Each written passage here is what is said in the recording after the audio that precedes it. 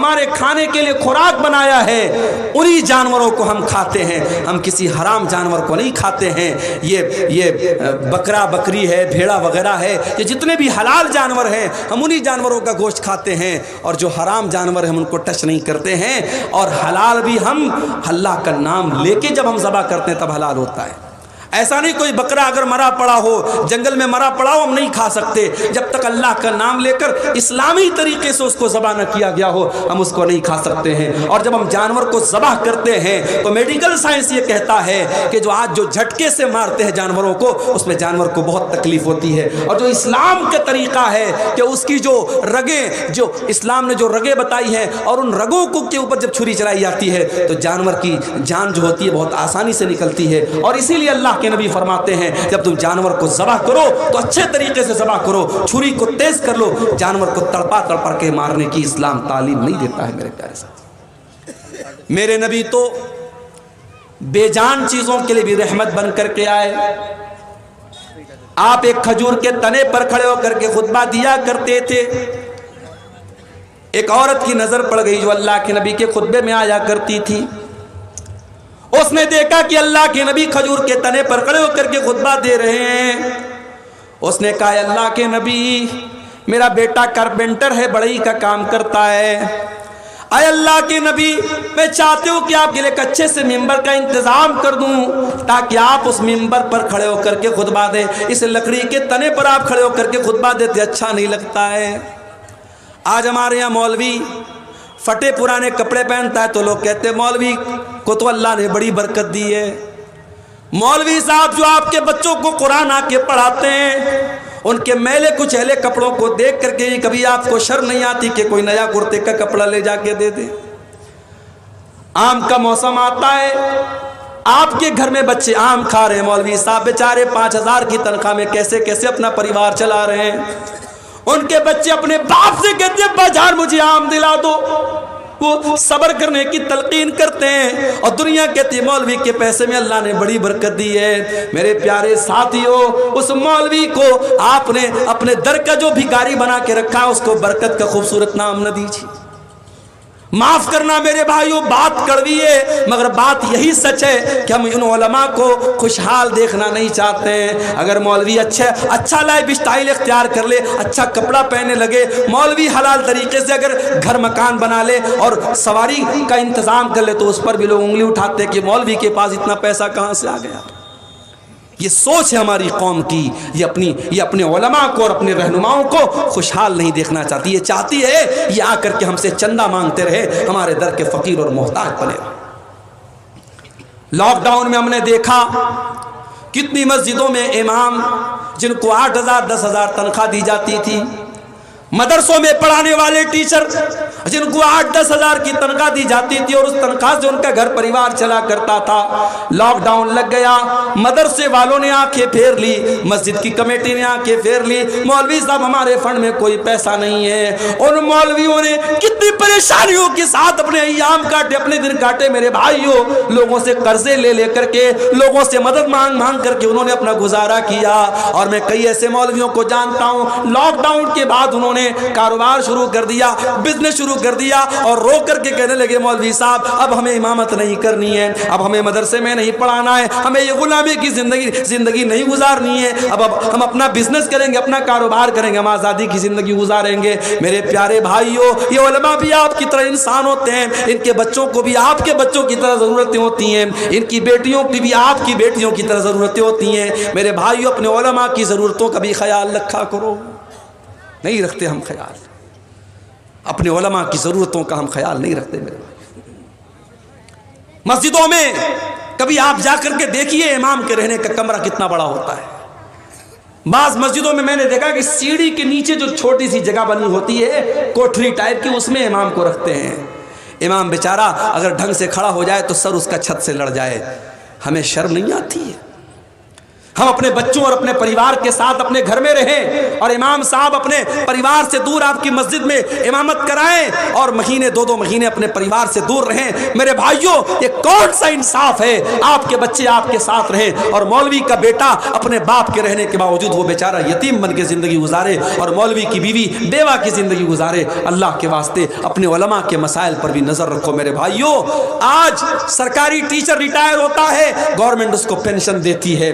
دنیا کی کسی بھی نوکری میں کوئی ریٹائر ہوتا ہے اس کو ایک بڑا اماؤنٹ ملتا ہے. مولوی ریٹائر ہوتا ہے اس کے لیے کوئی انتظام نہیں، کوئی پرسان حال نہیں. کتنے جماعت کے بڑے بڑے علماء ہیں جنہوں نے ساری زندگی جماعت کی خدمت کی، امت کی خدمت کی، تقریریں کرتے رہے، کتابیں لکھتے رہے، بچوں کو پڑھاتے رہے. جب اس لیول پر اور اس مرحلے پر پہنچے، جب وہ بیمار ہو گئے، جب بوڑھے ہو گئے، جب کمزور ہو گئے، جب ناتوا ہو گئے، ان کے دوا علاج کے پیسے نہیں ہیں، تڑپ تڑپ کے اور گھٹ گھٹ کے مر گئے. میرے پیارے ساتھیوں، یہ انصاف کا تقاضا نہیں ہے، یہ علماء کی محبت کا تقاضا نہیں ہے. اللہ کے واسطے اپنے علماء کی ضرورتوں کا بھی خیال رکھو. عورت نے دیکھا اللہ کے نبی لکڑی کے تنے پہ خطبہ دے رہے ہیں، اس کو اچھا نہیں لگا. اس نے کہا اللہ کے نبی میں آپ کے لیے خوبصورت ممبر بنوا دیتی ہوں. اگلا جمعہ آیا اور ممبر بن کے تیار ہو گیا.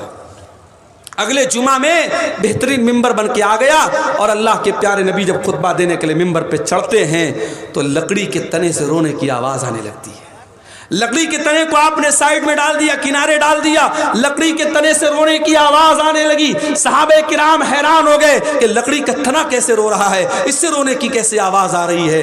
اللہ کے پیارے نبی ممبر سے اترتے ہیں اور اس لکڑی کے تنے کو اپنے سینے سے لگاتے ہیں اور مسند احمد کے الفاظ ہیں. اللہ کے نبی کہتے ہیں اگر اس کو اپنے سینے سے نہ لگاتا لحن الى یوم القیامہ، تو یہ قیامت تک روتا رہتا. اور جب آپ نے اس کو اپنے سینے سے لگایا فجعلت تئن انین الصبی، تو وہ لکڑی کا تنا بچے کی طرح سسکنے لگا. پہلے تو رونے کی آواز آ رہی تھی، مگر جب آپ نے سینے سے لگایا تو سسکنے کی آواز آنے لگی. جیسے چھوٹے بچے جب روتے رہتے ہیں اور ماں جب ان کو گود میں لے لیتی ہے، باپ ان کو گود میں لے لیتا ہے، تو وہ رونا تو بند کر دیتے ہیں مگر سسکنے کی آواز بڑی دیر تک آتی ہے. لکڑی کے تنے سے سسکنے کی آواز آ رہی تھی.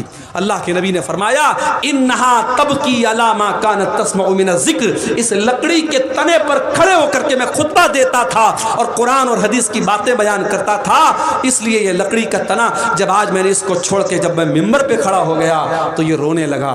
میرے پیارے ساتھیوں، ایک لکڑی کا تنا اپنے نبی سے محبت کرتا تھا، ایک لکڑی کا تنا قرآن سے محبت کرتا تھا، ایک لکڑی کا تنا حدیث سے محبت کرتا تھا. ہم کتنے بد نصیب ہیں، ہمیں قصے اچھے لگتے ہیں، ہمیں کہانیاں اچھی لگتی ہیں، ہمیں فضول باتیں اچھی لگتی ہیں اور ہمیں قرآن و حدیث کی مجلسوں میں مزہ نہیں آتا، ہمیں قرآن و حدیث کی باتوں میں ہمیں لطف نہیں آتا. میرے پیارے ساتھیوں، اس لکڑی کے تنے کے لیے بھی اللہ کے پیارے نبی رحمت بن کر کے آئے، اس بے جان چیز کے لیے بھی آپ رحمت بن کر کے آئے.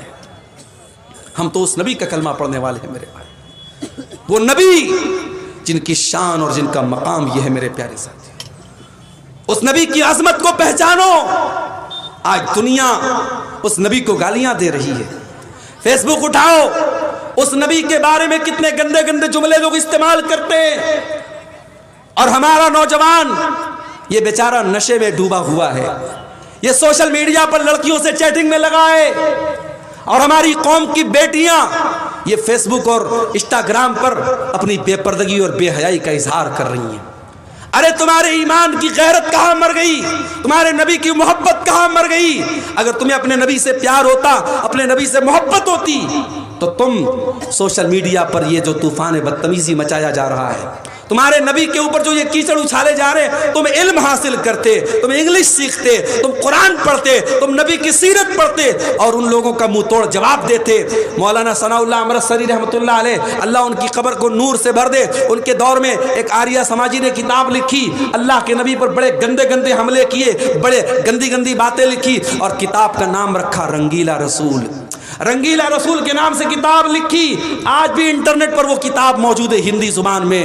مگر مولانا ثناء اللہ امرتسری کبھی موقع چوکتے نہیں تھے. اسلام پر جب بھی کوئی حملہ ہوتا تھا اور نبی کی شان پر جب کوئی حملہ ہوتا تھا، مولانا ثناء اللہ امرتسری فوراً اس کا جواب دیتے تھے. شمشیر بے نیام تھے وہ، انہوں نے مقدس رسول کے نام سے کتاب لکھی. میرے پیارے ساتھیوں، آج کبھی اپنے دلوں کو ٹٹولو اور اپنے گریبانوں میں جھانکو کہ آج اسلام سے محبت کا ہم نام لیتے ہیں، اسلام کا ڈیفنس کرنے کے لیے ہم کتنے تیار ہیں میرے پیارے ساتھیوں. اگر نبی سے محبت ہے تو نبی کا ڈیفنس بھی کیا کرو, نبی کا دفاع بھی کیا کرو, نبی کی سیرت کو دنیا کے سامنے بیان بھی کیا کرو. رمضان کا مہینہ آگے آ رہا ہے اور ہم اور آپ, اللہ نے ہمیں یہ موقع دیا ہے, ہماری زندگی میں ایک اور رمضان آ رہا ہے. پچھلے رمضان میں آپ کو یاد ہوگا آپ کے اسی گاؤں میں بہت سارے لوگ رمضان میں آپ کے ساتھ روزہ رکھتے تھے, مسجد میں تراویح کی نماز پڑھتے تھے, آپ کے ساتھ افطار کرتے تھے, آپ کے ساتھ سحری کرتے تھے, مگر آج وہ ہمارے بیچ میں نہیں ہیں, اللہ کو پیارے ہو چکے ہیں, انتقال ہو چکا ان کا, اللہ کے پاس چلے گئے. مگر ہم ابھی زندہ ہیں, ہم اور آپ زندہ ہیں, اور اللہ تعالیٰ ہمیں ایک اور رمضان دے رہا ہے. یہ بڑا اچھا موقع ہے میرے بھائی کہ اپنے حالات کو ہم سدھار لیں, اپنی کمیوں کو ٹٹول لیں. جو شرابی کہتا ہے کہ شراب نہیں چھوٹ رہی ہے, میں دعوے کے ساتھ کہتا ہوں سچے دل سے اگر وہ صرف رمضان میں یہ طے کر لے میں شراب کو ہاتھ نہیں لگاؤں گا. سچے دل سے اللہ سے تڑپ تڑپ کے دعا کرے کہ اللہ اس گندگی سے مجھے بچا لے. اگر وہ رمضان کی پہلی تاریخ سے رمضان کی آخری تاریخ تک شراب کو ہاتھ نہ لگائے, اگر اس کی توبہ سچی ہے, اس کی نیت سچی ہے, اس کے دل کا ارادہ پکا ہے, انشاءاللہ رمضان کے بعد بھی وہ شراب کو ہاتھ نہیں لگائے گا. جو لوگ سال بھر نماز نہیں پڑھتے, آئیے رمضان آپ کو موقع دے رہا ہے. اللہ کے نبی نے بد دعا کی اس انسان کے لیے جو رمضان کا مہینہ پائے اور اپنی بخشش نہ کروا سکے. میرے بھائیوں, رمضان کوئی معمولی مہینہ نہیں ہے, رمضان ہمیں چینج کر دیتا ہے. عام دنوں میں ہم نہیں اٹھتے صبح 4 بجے, عام دنوں میں ہم دوپہر کا کھانا کھاتے ہیں, عام دنوں میں ہم شام کو 5 بجے کچھ نہیں کھاتے ہیں, مگر رمضان میں سب چینج ہو جاتا ہے. صبح 4 بجے اٹھ کر کے سحری کھا رہے ہیں, دوپہر میں ہم بھوکے پیاسے ہیں, پھر شام کو افطار کے ٹائم ہم کھانا کھا رہے ہیں, پھر رات میں تراویح پڑھ رہے ہیں, سونے کا ٹائم بدل گیا, اٹھنے کا ٹائم بدل گیا, کھانے کا ٹائم بدل گیا. رمضان ہمیں سبق دے رہا ہے کہ اگر تم چاہو تو اپنے آپ کو چینج کر سکتے ہو, اگر پریورتن لانا چاہو, اگر چینجنگ لانا چاہو, اگر پکا ارادہ کرو تو اپنے آپ کو چینج کر سکتے ہو. میرے پیارے ساتھیوں, رمضان میں ایک کام آپ اور کیجئے, تھوڑا اپنا تعلق قرآن سے جوڑ لیجئے. رمضان قرآن کا مہینہ ہے. میرے بھائیوں, آج اس امت کے لیے بڑے افسوس کی بات ہے, ہمارا نوجوان 1 گھنٹہ موبائل کے بغیر نہیں رہ سکتا. 1 گھنٹہ اگر موبائل ڈسچارج ہو جائے, نوجوان تڑپتا رہتا ہے, جلدی سے موبائل کو چارج کرو, پتہ نہیں کس کا میسج آیا ہوگا, واٹس ایپ پر کتنے لوگوں کا میسج آیا ہوگا, کتنے لوگوں کی کال آئی ہوگی. 1 گھنٹہ ہم موبائل کے بغیر نہیں رہ سکتے. میرے بھائیوں, جو نوجوان 1 گھنٹہ موبائل کے بغیر نہیں رہ سکتا, وہ نوجوان اپنے دل پر ہاتھ رکھ کر کے بتائے اس نے آخری بار قرآن کب پڑھا تھا, آخری بار آپ نے قرآن کب پڑھا تھا. ہمارے بہت سارے نوجوان ہیں, شاید ان کے سر شرم سے جھک جائیں, آخری بار انہوں نے رمضان میں قرآن کو چھوا تھا, اس کے بعد قرآن کو چھونے کی نوبت نہیں آئی تھی. یہ قرآن بھی تو اللہ کا میسج ہے, یہ قرآن بھی تو اللہ کا پیغام ہے. کل قیامت کے دن اللہ پوچھے گا, میرے بندے میرا میسج تیرے گھر میں پڑا تھا, میرا پیغام تیرے گھر میں پڑا تھا, میری کتاب تیرے گھر میں پڑی تھی, تو نے کبھی نہیں سمجھا, تو نے کبھی نہیں پڑھا, تو نے کبھی غور نہیں کیا, کبھی اس قرآن کو سمجھنے کی کوشش نہیں کی. میرے پیارے ساتھیوں, اس قرآن کو پڑھو. اور آج اگر بھارت کے 25 کروڑ مسلمان یہ طے کر لیں کہ ہر مسلمان 4 قرآن غیر مسلموں تک بانٹے گا, 4 قرآن ہندی میں, بنگلہ میں, جو بھی زبان ہمارا غیر مسلم بھائی جانتا ہے اس کو پہنچائے گا, اگر بھارت کے 25 کروڑ مسلمان یہ طے کر لیں تو 100 کروڑ غیر مسلموں تک بڑی آسانی کے ساتھ قرآن کو پہنچایا جا سکتا ہے. میرے بھائیوں, یہ کام کرنے کا ہے. جلسے جلوس کرانا ٹھیک ہے, اس کی بھی ایک ضرورت ہے, یہ بھی بڑا اہم کام ہے, مگر یہ کام بھی کرنے کا ہے کہ آج اپنے غیر مسلم بھائیوں تک ہم قرآن کو پہنچائیں. اور معاف کرنا, ہم نے اور آپ نے جو یہ چسکا لگا لیا, مولانا عبدالغفار صاحب آئے تو ہم صاحب ان کے ذریعے کچھ جو ہے ہم وید کے شلوک سن لیں, گیتا کے شلوک سن لیں, مولانا جرجیت صاحب آئے ان سے ہم کچھ منتر وغیرہ سن لیں, اور چترویدی علماء تو آپ کے اس بہار بنگال میں, جھارکھنڈ میں بہت زیادہ پیدا ہو رہے ہیں. ہم چترویدی نام اور ٹائٹل لگا کر کے اپنے علماء سے, ان کے منہ سے ہم سنسکرت کے شلوک سنتے اور ہمیں بڑا مزہ آتا ہے. یہ کوئی مناسب بات نہیں ہے, یہ کوئی اچھی بات نہیں ہے. بہتر تو یہ تھا کہ آپ اپنے غیر مسلم بھائیوں کو قرآن کی آیتوں کے ذریعے سمجھاتے, جنت کے بارے میں ان کو بتاتے, جہنم کے بارے میں ان کو بتاتے. میرے پیارے ساتھیوں, آج کام یہ کرنے کا ہے, آج نبی کی سیرت کو عام کرنے کا موقع اور وقت ہے. میرے بھائیوں, آج دنیا پیاسی ہے, آج دنیا کو ضرورت ہے ہے محمد رسول اللہ کی تعلیم کو جاننے کی، اور ہمارا اور آپ کا تو یہ عقیدہ ہے کہ ہمارے نبی اللہ کے سچے رسول ہیں اور ہمارا دین اللہ کا سچا دین ہے، اور جب اللہ کا سچا دین ہے تو یقین رکھو میرے بھائی، اس بات کی گارنٹی ہے کہ اس دین کے اندر اللہ تعالیٰ نے ایک اٹریکشن رکھا ہے، ایک آکرشن رکھا ہے۔ اس دین کے اندر اللہ تعالیٰ نے ہر انسان کے دل میں ایک آواز ہے، ہر انسان کی فطرت میں، اس کے نیچر میں یہ دین موجود ہے، بس ضرورت ہے اس کو باہر لانے کی۔ اگر ہمارا کوئی غیر مسلم بھائی، اگر اس کو ہم صحیح طریقے سے اسلام کے بارے میں سمجھائیں تو کچھ نہیں تو کم سے کم اس کے دماغ میں جو غلط فہمی کا نفرت ڈالا گیا ہے، جو زہر ڈالا گیا ہے، وہ انشاءاللہ دور ہو جائے گا۔ آج رسول کی عظمت کے موضوع پر یہ خطاب کرتے ہوئے میں آپ کو یہ پیغام بھی دینا چاہتا ہوں کہ اگر آپ کو اپنے رسول سے محبت ہے تو اپنے رسول کی سیرت کو آپ پڑھیے اور سمجھیے۔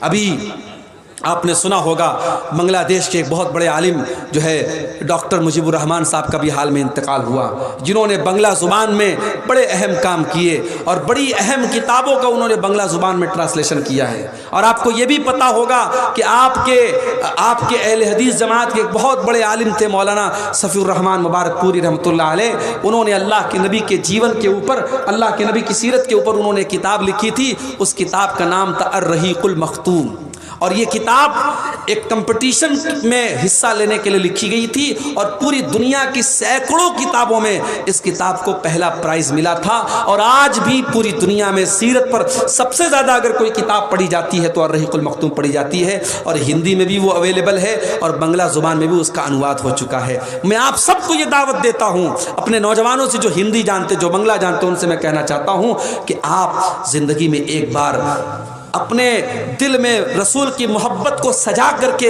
اطمینان کے ساتھ الرحیق المختوم کو پڑھ لے میرے بھائی۔ میرا دعویٰ ہے اگر آپ ایک مرتبہ اس پوری کتاب کو ختم کر لیں گے، آپ کے دل کا ایمان بڑھ جائے گا، آپ کے دل میں رسول کی محبت بڑھ جائے گی، اسلام سے محبت بڑھ جائے گی۔ میرے پیارے ساتھیوں، آج ہمارے نوجوانوں میں جو خرابیاں پائی جا رہی ہیں، جو دنیا کی محبت ہمارے سینوں میں پیدا ہو رہی ہے، جو شہوت پرستی ہمارے اندر آ رہی ہے، جو مال کی محبت میں ہم ڈوبے جا رہے ہیں، حرام کاروبار ہم کر رہے ہیں، جوا اور سٹے کے نئے نئے طریقے ہمارا نوجوان اپنا رہا ہے۔ ابھی کٹیہار کے علاقے میں گیا، ایک صاحب بتانے لگے کوئی کمپنی آئی ہے جو بٹ کوائن وغیرہ کے نام سے پیسہ کلیکٹ کرتی ہے، اور اتنا پیسہ اس میں لگاؤ، ہر مہینہ اتنا پیسہ ملے گا، اور پورا گاؤں وہ کام کر رہا ہے، اور گاؤں کی مسجد کو جو امام صاحب ہے وہ بھی لوگوں کو جوڑ رہے ہیں اور بڑے فائدے بیان کر رہے ہیں، جبکہ ہم سب جانتے ہیں کہ یہ کوئی تجارت نہیں ہے، یہ کوئی تجارت نہیں ہے، یہ حرام ہے، یہ جوا کی ایک شکل ہے کہ آپ 1 لاکھ روپیہ لگاؤ